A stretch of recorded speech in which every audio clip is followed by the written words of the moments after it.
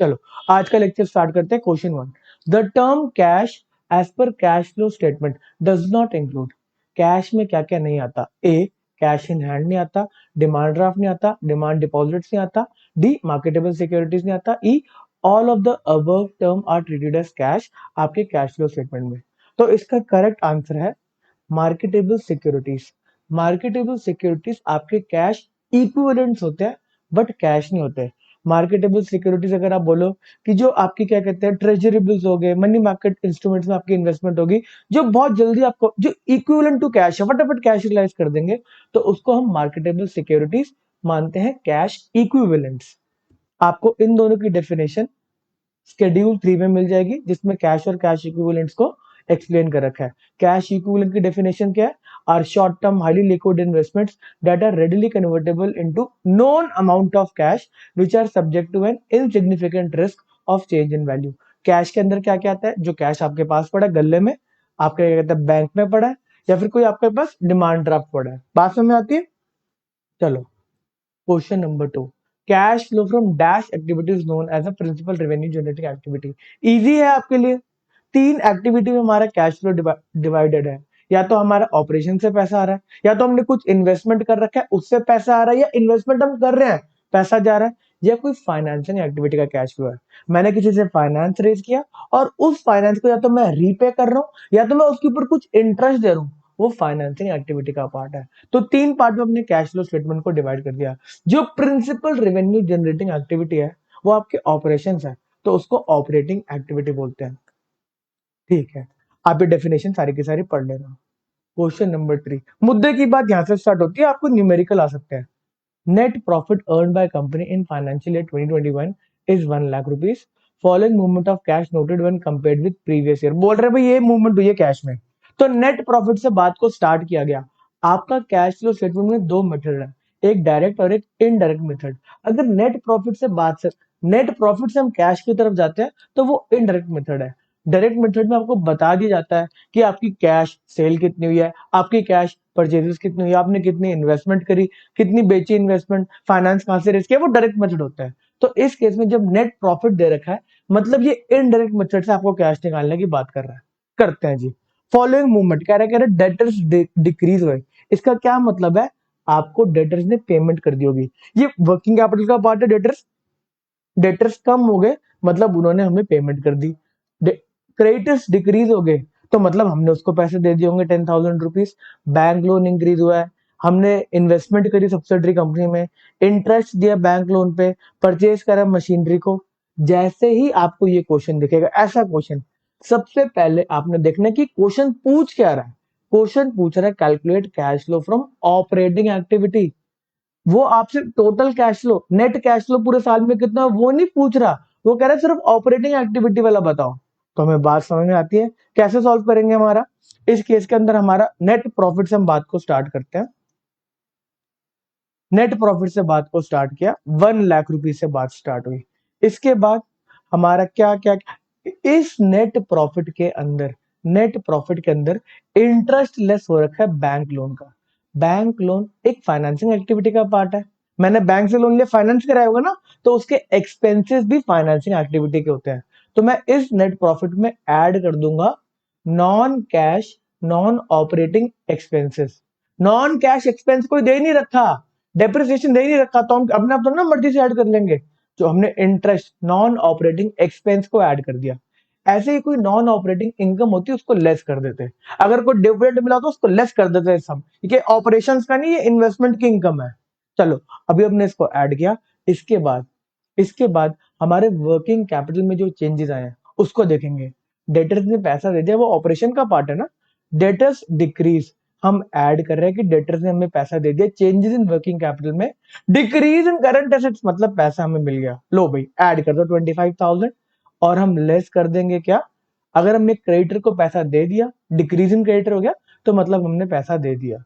तो ये आपका 10,000 लेस। 10,000 इन्वेस्टमेंट इन सब्सिडरी, ये एक इन्वेस्टमेंट एक्टिविटी है। इंटरेस्ट ऑन बैंक लोन एक फाइनेंसिंग एक्टिविटी है।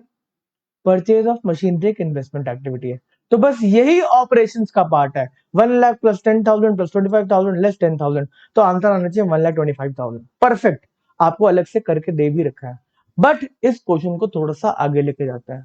आपका ऑपरेशन से तो आ गया कैश फ्लो, आप इन्वेस्टिंग और फाइनेंसिंग का भी निकाल लो। इन्वेस्टिंग के अंदर दो ट्रांजेक्शन जाएंगी, आपकी दो एंट्री जाएंगी। आपने सब्सिडरी में पैसा इन्वेस्ट किया मतलब कैश चला गया ना, इसलिए नेगेटिव। ये 20,000 रुपए जा रहा है। 80,000 से 1 लाख रुपीज होगी आपकी इन्वेस्टमेंट, मतलब आपने 20,000 और इन्वेस्ट कर दिए। आपने मशीनरी को परचेज किया, मशीनरी कितने की है 65,000, तो ये भी हमारा आउटफ्लो हो गया। तो total cash flow from investing activity 85,000 minus में, सारा का सारा कैश बाहर गया इन्वेस्टिंग की वजह से। ऑपरेटिंग की वजह से हमें 125,000 मिले थे, 1,25,000, और इन्वेस्टिंग की वजह से 85,000 खर्च हो गए। चलो, फाइनेंसिंग एक्टिविटी कौन सी है, हमारा बैंक लोन इंक्रीज हुआ है कितना से कितना से, कहां लिखा है, bank loan increase by 50,000। Bank का लोन, पैसा आया, फाइनेंसिंग आई, तो मैंने कहा ये फाइनेंसिंग एक्टिविटी है, पैसा आ गया 50,000। और जो हमने इंटरेस्ट दिया है, हमने पैसा तो दिया ही होगा ना, कैश का फ्लो तो आउटफ्लो तो वही होगा। तो अब बोला कि बैंक को जो हमने इंटरेस्ट वापस किया वो हमारा फाइनेंसिंग एक्टिविटी का कैश आउटफ्लो है। तो फाइनेंसिंग एक्टिविटी से कैश का फ्लो कितना है, 40,000 प्लस में 50,000 का लोन लिया और 10,000 का इंटरेस्ट दे दिया।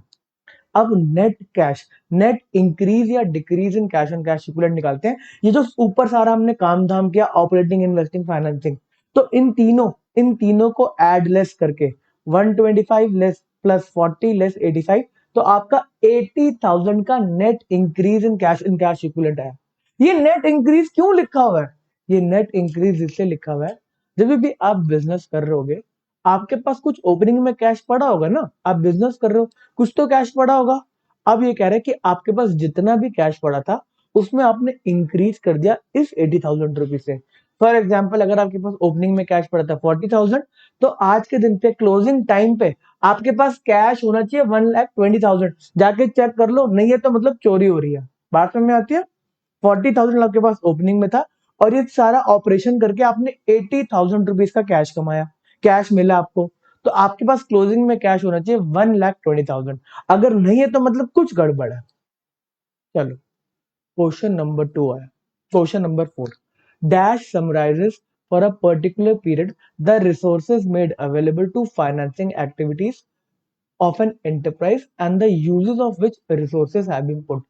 ये डायरेक्ट आपको क्या कहते हैं, एक डेफिनेशन दे रखी है। किसकी डेफिनेशन है, प्रॉफिट एंड लॉस की, कि रिसोर्सेज आपको कहां से मिले और आपने उसको कहां यूज किया। ये कैश फ्लो स्टेटमेंट की डेफिनेशन है, फंड फ्लो स्टेटमेंट की डेफिनेशन है, प्रोस्पेक्टस की है, सोई statement of change in equity की डेफिनेशन है। ये डेफिनेशन है फंड फ्लो स्टेटमेंट की। फंड फ्लो स्टेटमेंट बताता है आपको कि आपको फंड्स, रिसोर्सेज मिले कहां से, और उसने उसका आपने यूटिलाइजेशन कहां पे किया, उस फंड को आपने यूज कहां पे किया। ये कैश से कैसे अलग है, आप पहले ये बताओ। कैश के अंदर स्ट्रिक्टली स्ट्रिक्टली कैश की बात कर रहे थे, दमड़ी की बात कर रहे थे। अगर एग्जांपल लेते हैं, आपने कोई प्लांट एंड मशीनरी खरीद ली, प्लांट एंड मशीनरी खरीद ली, आपने उस प्लांट एंड मशीनरी को खरीदने के लिए शेयर इशू कर दिए, शेयर इशू कर दिए। अब ये कैश फ्लो स्टेटमेंट में कहीं रिफ्लेक्ट नहीं होगा, मतलब कोई कैश का फ्लो तो हुआ ही नहीं। आपने मशीनरी लेने के लिए कोई कैश दिया नहीं, आपने शेयर इशू करने के लिए कोई कैश लिया नहीं, तो कैश का फ्लो इसमें जीरो है, no cash flow. On the other hand, fund flow statement में आप बताओगे कि मेरा सोर्स ऑफ फंड, इस मशीनरी को लेने का मेरा सोर्स ऑफ फंड है शेयर्स, शेयर्स का इशू करना एक सोर्स ऑफ फंड है, और उसको मैंने अप्लाई क्या किया, मशीनरी को परचेज करके। तो यहाँ पे source of fund and application of funds की बात की जाती है। बात समझ में आती है। चलो जी, इसका अभी हम अच्छे से मतलब आपको तीनों स्टेटमेंट बताएंगे कि फंड फ्लो स्टेटमेंट कैसे बनता है। और फंड फ्लो स्टेटमेंट का मेन फोकस एक पर्टिकुलर कंपनी की वर्किंग कैपिटल के ऊपर मतलब इम्पैक्ट दिखाना कि क्या क्या आया होगा। पढ़ते हैं। Which of the following information is not required to make fund flow statement. कह रहे फंड फ्लो स्टेटमेंट बनाने के लिए आपको क्या क्या इनमें से चाहिए या फिर नहीं चाहिए, क्या नहीं चाहिए इसमें से। ए, फंड फ्लो या लॉस्ट इन ऑपरेशन, हमें चाहिए फंड फ्लो स्टेटमेंट बनाना है तो फंड कितना हमने ऑपरेट करके कितना पैसा कमाया वो तो चाहिए ना, कितना फंड कमाया। बी, इंक्रीज और डिक्रीज इन वर्किंग कैपिटल, ये भी चाहिए। C, issue of company share to purchase a machinery, ये भी फंड फ्लो स्टेटमेंट का पार्ट है। आप दिखाओगे कि मैंने शेयर्स इशू करके मशीनरी, सोर्स ऑफ फंड है issue of shares and application of fund है इस इस पर्टिकुलर सोर्स का एप्लीकेशन कैसे किया मैंने, मशीनरी को परचेज करके। ठीक है। D, issue of letter of credit by a bank. E, sale of investment, जो आपने इन्वेस्टमेंट को सेल करा, उससे पैसा आपको मिला, तो वो एक सोर्स ऑफ फंड है। उस पैसे को आप कहीं ना कहीं लगाओगे। अगर कहीं नहीं लगाओगे तो आपके कैश के अकाउंट में तो पड़ा रहेगा ना। कैश के अकाउंट में पड़ा हुआ है तो मतलब आपकी वर्किंग कैपिटल पे इंपैक्ट पड़ रहा है। सर ये क्या बोल दिया। अगर आपका कैश बढ़ेगा, आपने इन्वेस्टमेंट को सेल करा और आपने कैश रखा हुआ अपने पास बैंक अकाउंट में, एकदम आपने अलग से रखा हुआ, कोई नहीं, मैंने इन्वेस्टमेंट जिसको बैंक में रखे पड़ रहे हैं तो कैश को, अगर आपका कैश बढ़ गया तो मतलब आपके करंट एसेट सारे के सारे बढ़ गए। करंट एसेट ही तो है कैश। अब करंट एसेट अगर बढ़ गए तो आपकी वर्किंग कैपिटल भी तो बढ़ गई। वर्किंग कैपिटल का क्या मतलब है, working capital is equal to current assets less current liability. आपने अगर इन्वेस्टमेंट को सेल करा तो आपका कैश बढ़ गया, मतलब आपका करंट एसेट्स बढ़ गया। आपकी करंट लायबिलिटीज कांस्टेंट है तो मतलब आपका वर्किंग कैपिटल में इन्वेस्टमेंट बढ़ गया। वर्किंग कैपिटल में जितना पैसा है वो बढ़ गया। बात समझ में आती है। चलो, इसका करेक्ट आंसर है डी। अगर आप लेटर ऑफ क्रेडिट कोई बैंक इश्यू करता है तो वो ऑफ बैलेंस शीट आइटम है। उसमें कोई पैसे का फ्लो नहीं है, कोई फंड का फ्लो नहीं है, कोई कैश का फ्लो नहीं है। बस बैंक ने हमारे बिहाफ पे किसी को लेटर ऑफ क्रेडिट दे दिया। तो ये क्या है, कंटिजेंट लाइबिलिटी होती है। अगर कभी मैं पेमेंट नहीं कर पाया, मैं वो लेटर ऑफ क्रेडिट जो भी सामान नहीं अगर पहुंचा पाया, तब जाके मतलब क्या कहते हैं बैंक की लाइबिलिटीज आती है। बात समझ में आती है। अगर मैं पेमेंट नहीं कर पाया तो बैंक पेमेंट करेगा, तब मेरी लाइबिलिटी आएगी। बात समझ में आती है थोड़ी थोड़ी। ठीक है। अच्छा, पहले हम फंड फ्लो स्टेटमेंट के बारे में थोड़ी सी और चर्चा करते हैं। तो ये 3 स्टेटमेंट बनती है आपकी फंड फ्लो स्टेटमेंट में। मैं कैश फ्लो स्टेटमेंट पर डिस्कशन नहीं करें क्योंकि वो आपको आती है, आप सवाल पढ़ के आ चुके हो। फंड फ्लो स्टेटमेंट में बात स्टार्ट होती है कि आपने ऑपरेट करके कितना फंड कमाया। अब ये कैश फ्लो से कैसे लगा है, cash flow from operating activity के अंदर आप इनकॉर्पोरेट कर लेते करते थे जो भी वर्किंग कैपिटल में चेंज आता था। वर्किंग कैपिटल में चेंज मतलब डेटर डिक्रीज या इंक्रीज होना, वो आप ऑपरेशंस का पार्ट दिखाते थे। बट यहाँ पर उन दोनों स्टेटमेंट को अलग कर दिया गया, अलग कर दिया गया। यहाँ पर फंड फ्लो स्टेटमेंट में नेट प्रॉफिट से बात को स्टार्ट किया, नेट प्रॉफिट से बात को स्टार्ट किया और non cash non operating item का एडिशन एंड सब्ट्रैक्शन किया। जो भी अगर आपके non cash non operating expense है उनको ऐड बैक किया गया कि इसमें कोई कैश गया ही नहीं।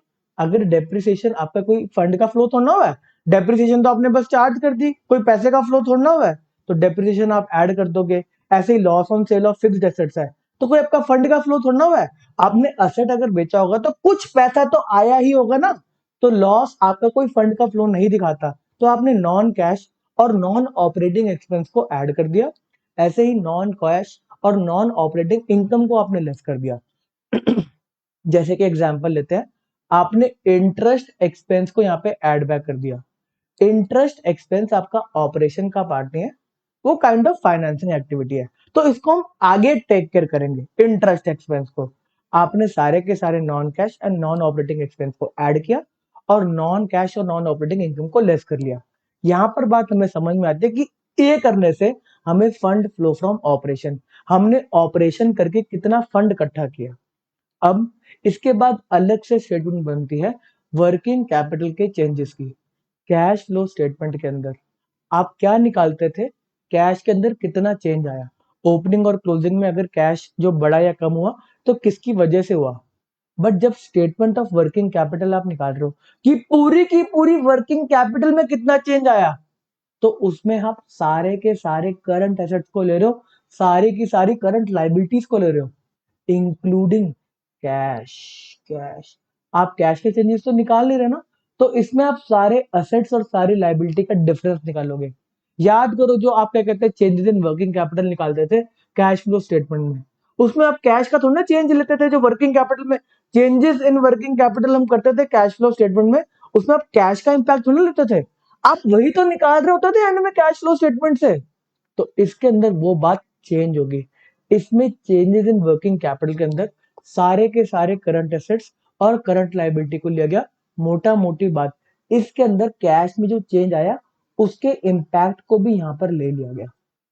ओ हो क्या बात है। तो बात समझ में आती है, इजी है। हमें वर्किंग कैपिटल पता है sir, current assets less current liability. Working capital में चेंज का आया तो सारे के अगर करंट एसेट्स हमारे बढ़ रहे हैं मतलब हमारी वर्किंग कैपिटल बढ़ रही है। करंट एसेट्स अगर आपके बढ़ रहे हैं तो मतलब वर्किंग कैपिटल में आपका इन्वेस्टमेंट बढ़ रहा है। करंट लाइबिलिटीज अगर आपकी कम हो रही है, वही सेम केस आपका वर्किंग कैपिटल में इन्वेस्टमेंट बढ़ रहा है। आप बस ये ध्यान रखो, वर्किंग कैपिटल का फॉर्मूला लिख ले करो आपने आगे, current assets less current liability. अगर करंट एसेट्स आपके बढ़ रहे हैं तो वर्किंग कैपिटल बढ़ रही है। करंट एसेट्स अगर आपके कम हो रहे हैं तो मतलब वर्किंग कैपिटल में आपका इन्वेस्टमेंट कम हो रहा है। करंट लाइबिलिटीज अगर आपकी कम हो रही है तो वर्किंग कैपिटल में आपका इन्वेस्टमेंट बढ़ रहा है। करंट लाइबिलिटीज आपकी बढ़ रही है तो मतलब वर्किंग कैपिटल में आपका इन्वेस्टमेंट कम हो रहा है। सर इसको थोड़ा सा अलग तरीके से बताऊं, आपके करंट एसेट से 1 लाख के और आपकी करंट लाइबिलिटी से 50 लाख की, 50,000 की। अगर आपकी अब करंट लाइबिलिटी 60,000 की हो जाती है, आपकी करंट लाइबिलिटीज बढ़ जाती है, करंट एसेट्स उतने के उतने ही रहते हैं, तो इस केस में आपकी वर्किंग कैपिटल देखो कम होगी। करंट लाइबिलिटी इंक्रीज हुई तो आपकी वर्किंग कैपिटल कम होगी। सीधा आप ये फॉर्मूला याद रखोगे, current assets less current liability. जितने भी चेंज आ जाए उसका आप दिमाग में करोगे कि इसमें वर्किंग कैपिटल में क्या इंपैक्ट पड़ेगा, करंट एसेट्स इंक्रीज या डिक्रीज होने से, करंट लाइबिलिटी इंक्रीज या डिक्रीज होने से। बात समझ में आती है? तो दो पार्ट हो गए, हमने फंड फ्लो फ्रॉम ऑपरेशन निकाल लिया, हमने वर्किंग कैपिटल में चेंज निकाल लिया। ये फंड फ्लो फ्रॉम ऑपरेशन मतलब कोई पैसा आया होगा, जनरली आप बिजनेस कर रहे हो तो फंड आपने कुछ कमाया होगा। इसका ऑपोजिट केस भी हो सकता है, फंड लॉस्ट इन ऑपरेशन, आप पैसा गवा चुके हो। बट अभी हम नॉर्मल केस पकड़ के चलते हैं कि हमने कुछ पैसा कमाया, हम बिजनेस करते हैं, हम इतने भी मतलब बेकार नहीं, कुछ तो हमने फंड कमाया होगा। तो फंड फ्लो फ्रॉम ऑपरेशन, मेरे पास पैसा आया। अब वर्किंग कैपिटल के अंदर या तो मेरी इन्वेस्टमेंट बढ़ सकती है या तो मेरी इन्वेस्टमेंट कम हो सकती है। डिपेंड करता है ना बिजनेस पे, उस समय उस साल बिजनेस ने क्या किया। या तो मेरी इन्वेस्टमेंट वर्किंग कैपिटल में बढ़ सकती है या तो मेरी इन्वेस्टमेंट वर्किंग कैपिटल में कम हो सकती है। बात समझ में आती है? तो ये एक मतलब या तो ये हमारा सोर्स ऑफ फंड हो सकता है। अगर मेरी वर्किंग कैपिटल कम हो गई, मतलब मैंने इसमें से पैसा बाहर निकाल लिया, मेरी अगर वर्किंग कैपिटल कम होगी, अगर मेरे डेटर्स 1 लाख से 80,000 हो गए तो मतलब डेटर्स ने मेरे को 20,000 दे दिए, तो ये 20,000 एक सोर्स ऑफ फंड हुआ ना, मेरे पास 20,000 रुपए पड़े हैं। अगर मेरी वर्किंग कैपिटल बढ़ गई, मेरे पास 1 लाख के डेटर थे, अब 1,50,000 के डेटर हो गए, तो मतलब मेरा पैसा लग गया, यूज हो गया। अब इस केस में अगर वर्किंग कैपिटल इंक्रीज होती है तो उसको application of funds, application of funds बोलते हैं। अगर आपकी वर्किंग कैपिटल रिड्यूस होती है तो वो एक सोर्स ऑफ फंड, आपको पैसा रियलाइज हो गया। अगर आपका वर्किंग कैपिटल बढ़ जाती है तो मतलब आपका पैसा इसमें लग गया, ज्यादा पैसा आपका अप्लाई हो गया। बात समझ में आती है थोड़ी थोड़ी? चलो, ये दोनों चीजें करने के बाद हम फंड फ्लो स्टेटमेंट बनाते हैं। अब फंड फ्लो स्टेटमेंट में आपके पास कहां कहां से पैसा आ सकता है। सर मैं इश्यू ऑफ शेयर कर सकता हूँ, मैं क्या कहते हैं अपनी इन्वेस्टमेंट को बेच दूंगा, कोई ना कोई बिजनेस करने के लिए घर बेच दूंगा, मेरे को बिजनेस करना है, कुछ भी मैं कर दूंगा। तो वो सारा आपका सोर्स ऑफ फंड है। सोर्स ऑफ फंड में एक और सोर्स ऑफ फंड, आपका ऑपरेशन जो आप अभी कर रहे हो उससे भी तो कुछ पैसा आएगा ना। तो यहाँ पे हमने लिख दिया, देखो सोर्सेज ऑफ फंड में fund flow from operation, issue of share, issue of debenture, long term borrowing ले लिया आपने, वो भी तो फंड है ना, पैसा तो आ रहा है ना। एक और बात देखो, सेल ऑफ फिक्स्ड एसेट भी आ गया। अगर आपकी कोई इंटरेस्ट इनकम हो रही है, क्योंकि आपने उसको ऑपरेशन में इंक्लूड नहीं किया, ऑपरेशन का पार्ट थोड़ा ना, अगर हमें इन्वेस्टमेंट पे कोई इनकम हो रही है बट इंटरेस्ट तो आपको आ रहा है ना, तो वो भी आपका एक सोर्स ऑफ फंड है। यहाँ पर अगर इंटरेस्ट इनकम आपको हो रही है तो वो एक सोर्स ऑफ फंड है। यहाँ पे लिखोगे भाई हमें इंटरेस्ट मिला इन्वेस्टमेंट पे, वो मेरा सोर्स ऑफ फंड है, इसको मैं कहीं ना कहीं तो बिजनेस में लगाऊंगा ना। तो ये हमारे सारे सोर्स ऑफ फंड आ गए और इसको हम अप्लाई। अच्छा, सोर्स ऑफ फंड में आपको समझ में आना चाहिए, अगर वर्किंग कैपिटल डिक्रीज हो रही है तो वो भी हमारा एक सोर्स ऑफ फंड है। इसके ऊपर हमने अच्छी खासी डिस्कशन कर लिया। अगर वर्किंग कैपिटल डिक्रीज हो रही है तो वो एक सोर्स ऑफ फंड है। अगर इसी का ऑपोजिट, अब हम इसको पैसे को लगाने जा रहे हैं, अब ये जो हमारे सोर्सेज मिले, क्या हम रखे रखेंगे? नहीं नहीं, संभाल के रखते हैं अलमारी के अंदर, इसको कहीं ना कहीं तो अप्लाई करोगे ना, बिजनेस में कहीं ना कहीं लगाओगे। तो हम कहाँ कहाँ लगाएंगे? या तो हम कोई मशीनरी खरीद लेंगे, परचेज ऑफ फिक्स्ड एसेट कर लिया, हमने लोन का रिपेमेंट कर दिया, हमने डिबेंचर्स का रिडेम्पशन कर लिया, प्रेफरेंस शेयर का रिडेम्पशन कर लिया। अब यही दोनों बात को, आपका फंड लॉस्ट इन ऑपरेशन भी हो सकता है। उस केस के अंदर क्या होगा, आपका पैसा इस ऑपरेशन में आपने गवा दिया, तो ये एक एप्लीकेशन ऑफ फंड है, फंड्स लॉस्ट इन ऑपरेशन, ये भी हो सकता है। अगर आपकी वर्किंग कैपिटल इंक्रीज होगी मतलब आपके फंड यहाँ पे अप्लाई हो गए, आपकी वर्किंग कैपिटल बढ़ गई तो मतलब आपका फंड का एप्लीकेशन हो गया। इन दोनों बातों में हमेशा एक ही चीज होगी, या तो फंड फ्लो फ्रॉम ऑपरेशन होगा या लॉस्ट इन ऑपरेशन होगा, या इंक्रीज इन वर्किंग कैपिटल होगा या डिक्रीज इन वर्किंग कैपिटल होगा। बात समझ में आती है? तो आपको कॉन्सेप्ट समझ में आना चाहिए। ये decrease in working capital source of fund कैसे है, increase in working capital application of fund कैसे है, ये लॉजिक क्लियर होना चाहिए। मैंने आपको एग्जांपल से बताया, आई होप आपको समझ में आया होगा। नहीं तो अभी क्वेश्चन, नहीं सर ऐसे समझ में नहीं आता, क्वेश्चन करके दिखाओ। आपको एक क्वेश्चन करके दिखाते हैं बढ़िया सा। ये क्वेश्चन वही सेम क्वेश्चन है जो हमने पिछला किया कैश फ्लो स्टेटमेंट का, ताकि आप रिलेट कर सको इसमें क्या फर्क है। पढ़ते हैं जी। भाई नेट प्रॉफिट दे रखा है 1,00,000 rupees, very good. Following movement in cash बता रखा है, डेटर्स डिक्रीज हो गया, डिक्रीज इन क्रेडिटर्स हो गया, बैंक लोन इंक्रीज हो गया, इन्वेस्टमेंट इन सब्सिडरी हो गया, interest on bank 10,000, purchase of machine 65,000। Cash दे रखा है इसमें कि बिगिनिंग में कैश इतना था और हमारा क्लोजिंग कैश बैलेंस इतना है। अब कह रहा है fund flow from operation. Question को पढ़ो, वो कह रहा है कि आप ऑपरेशंस का फंड फ्लो बताओ। क्वेश्चन फिर इजी कर दिया। क्वेश्चन में हमसे मतलब वर्किंग कैपिटल के चेंजेस नहीं पूछे, फंड फ्लो स्टेटमेंट बनाने को नहीं बोला, सीधा कह रहा आपका फंड फ्लो फ्रॉम ऑपरेशन कितना है। मेरा नेट प्रॉफिट है 1,00,000, मैं लिखूं fund flow from operation, net profit है मेरा 1,00,000। फंड फ्लो, ये डिक्रीज इन डेटर, ये हमारा पार्ट बनेगा वर्किंग कैपिटल चेंजेस का शेड्यूल में, तो ये यहाँ पर नहीं आएगा ऑपरेशन वाले में। डिक्रीज इन क्रेडिटर भी वर्किंग कैपिटल का पार्ट है। बैंक लोन इंक्रीज किया, ये एक सोर्स ऑफ फंड है, सोर्स ऑफ फंड लिख देते हैं। इन्वेस्टमेंट इन सब्सिडरी, ये एक एप्लीकेशन ऑफ फंड है, मैंने पैसा इन्वेस्ट कर दिया। इंटरेस्ट ऑन बैंक लोन, इस नेट प्रॉफिट के अंदर आपका ये बैंक लोन पहले से लेस हो रखा है, तो ये नॉन ऑपरेटिंग एक्सपेंस है, इसको हम ऐड कर देंगे कि मेरे ऑपरेशंस का नहीं है, इसको ऐड बैक करो। ये मेरे ऑपरेशंस का नहीं है, मेरा फाइनेंसिंग का एक्सपेंस है, ऐड करो। चलो जी ऐड कर दिया, तो आपका अभी तक फंड फ्लो फ्रॉम ऑपरेशन 1,10,000 सीधा, और कुछ है ही नहीं। परचेज ऑफ मशीनरी आपका एप्लीकेशन ऑफ फंड्स है, और कैश के बारे में जो चेंज दे रखा है वो वर्किंग कैपिटल का पार्ट है, वर्किंग कैपिटल के चेंजेस का पार्ट है। तो आपका सीधा क्या कहते हैं, फंड फ्लो फ्रॉम ऑपरेशन आ रहा है 1,10,000। क्या बात है, आंसर करेक्ट है।